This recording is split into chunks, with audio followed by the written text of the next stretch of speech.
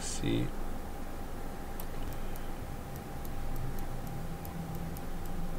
Je vais faire ici aussi. Voilà. Si je fais F4, je vois que maintenant mes coins sont un peu plus arrondis. Une autre façon que je peux m'arranger pour arrondir le tout, c'est que quand je regarde les edges ici, c'est très carré. Donc pour rendre ça beaucoup plus rond, je vais tout simplement venir sur Lat.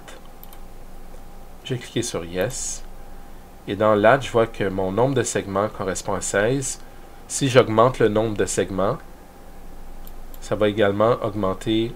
Mais ce nombre de segments-là représente le nombre de côtés pour mon objet. Donc si je passe de 16 à 32, on voit que maintenant c'est beaucoup plus rond, beaucoup plus clean. Bien entendu, ça augmente le nombre de polygones, mais c'est pas grave.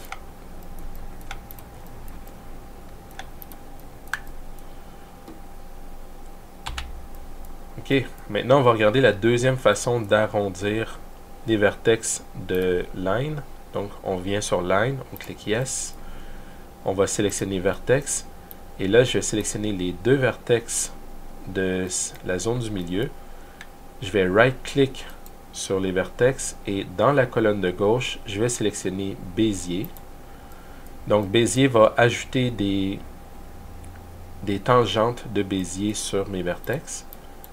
Donc si je les désélectionne et que j'en sélectionne seulement un, maintenant ces tangentes-là me permettent de faire des rotations ou des scales. Je peux également les déplacer de façon à ce qu'ils prennent la forme désirée. Donc ici, je vais venir le positionner un peu plus comme ça. Voilà.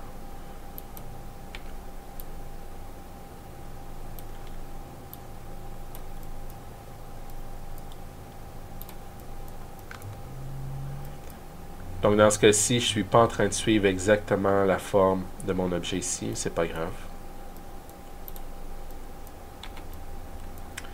Je vais ajouter un matériel à mon objet. Donc un physical matériel tout simple. Ok. Maintenant, je vais m'attaquer à cette partie-là ici et cette partie-là ici. Donc pour faire ça, encore une fois, je vais utiliser un spline. Donc je vais venir dans Create, Shape, Line. Et là, je vais suivre la ligne ici. Et comme on sait que je peux arrondir en utilisant filet, je vais tout simplement me créer seulement un vertex ici en plein dans la courbe. Je vais venir en bas. Même chose, je vais créer un vertex dans la courbe. Et je vais terminer ici. Donc je right-click et ça va me faire seulement ce morceau-là que je vais déplacer.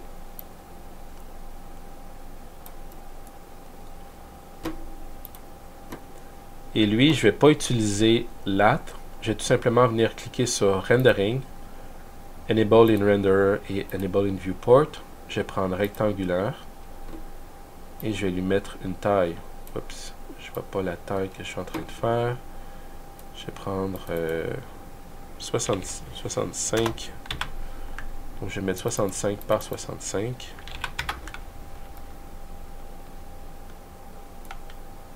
Ok, donc j'ai pris rectangulaire, 65 par 65. Je vois qu'ici, il n'entre pas totalement à l'intérieur de l'objet, donc je peux prendre vertex. Si je fais F3, je vais voir les vertex de mon spline.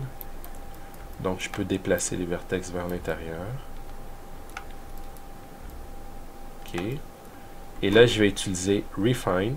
Pas Refine, désolé. Je vais utiliser Filet de façon à arrondir mon coin. Arrondir le coin ici.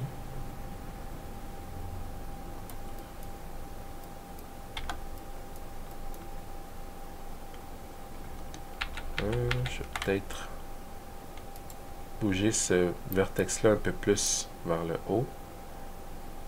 Comme ça. Celui-ci un peu plus par là. Et je vais venir faire filet.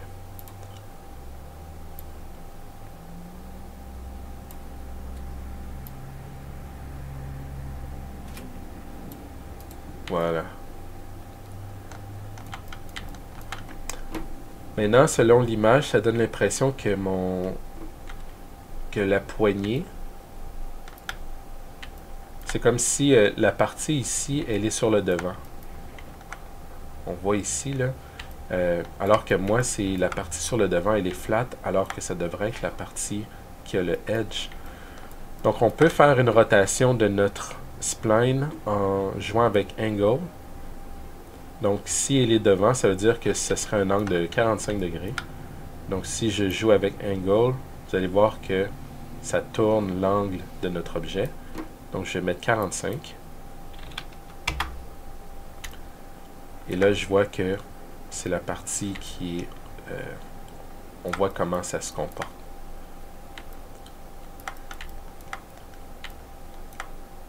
Je crois aussi que c'est trop large. 65 par 65. Je vais réduire ça. Peut-être 45 par 45.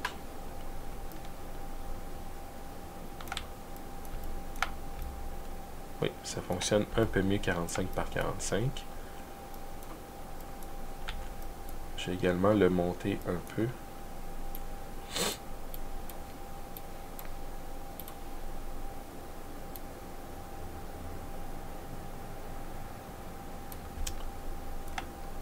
Voilà.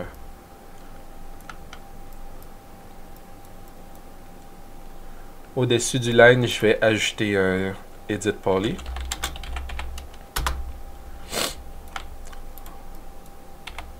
Ensuite, je vais me débarrasser des caps qui est ici parce que j'en ai pas de besoin.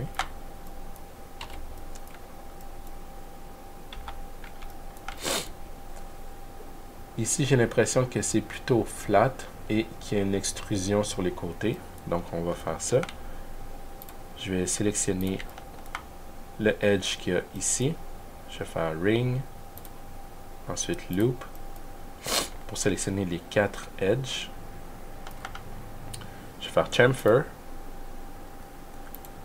Je vais mettre Tri pour le Chamfer.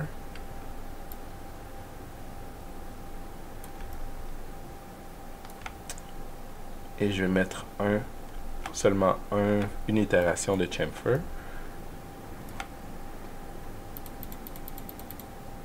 5 ici.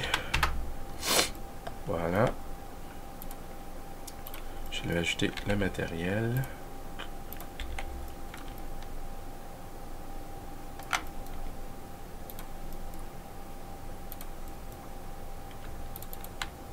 Et là, je vais sélectionner le côté ici. Donc, tous les polygones sur le côté ici.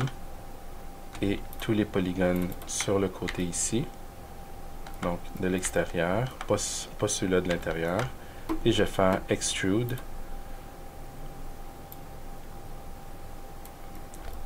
Je vois que mon Extrude ici, il ne suit pas les normales de mes objets. Donc, je vais cliquer sur le petit bouton ici, la petite icône, pour aller chercher, dans le fond, local normal.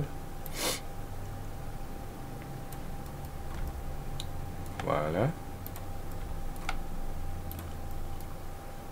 Ensuite, j'ai une petite extrusion ici avec un trou à l'intérieur. On va faire ça. Je vais prendre Polygone, sélectionner quelques vertex, quelques polygones ici. Je maintiens Shift enfoncé pendant que je suis sur Move et je déplace mon objet, ou je peux faire tout simplement Extrude. Donc ça va faire sensiblement la même chose. Quoique je préfère utiliser Shift.